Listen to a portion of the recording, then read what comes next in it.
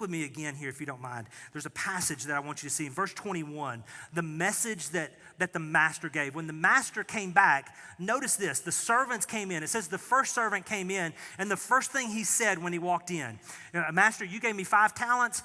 Listen, here's 5 more. I made them for you. And the master said, well done. You're a good and faithful servant.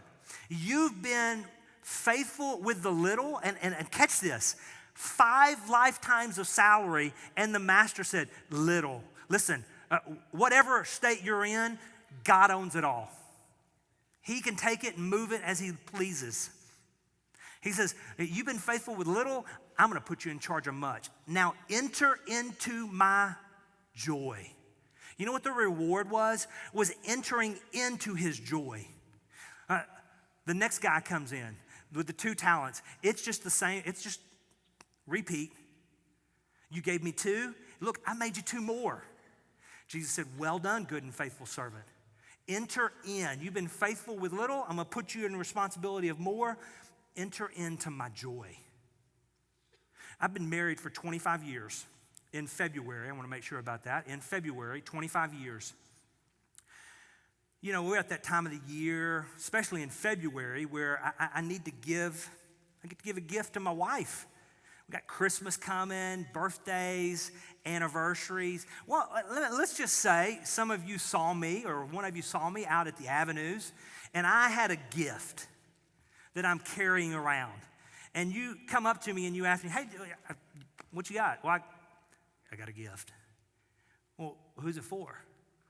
For my wife. Well, why'd you buy, I mean, what's the occasion? Why'd you buy, I mean, you're excited, you're wanting to know. Why'd you buy her a gift? Well, 25 years ago, I signed a paper. Marriage license, I put my name on it. I didn't really know that this was part of it when I signed up. But I guess I'm kind of obligated to get her something. You would look at me, I hope, and like kick me in the tail, take the gift away. You would make up some story and go give it to my wife on my behalf, hopefully. Listen. Do you know what some of the greatest joy in the world is? When I am able in some way to give my wife a gift so that and to see her light up. My kids who depend on me. Yes, they depend on me, but when I'm able to give them something that delights them, and then when they're delighted, my joy goes through the roof. How great is that? Listen, that is exactly what this passage is talking about.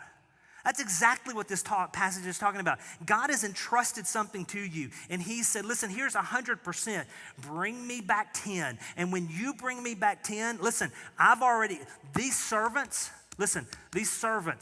their food was taken care of, their housing was taken care of, their clothing was taken care of, because as a servant, the master already had given them that.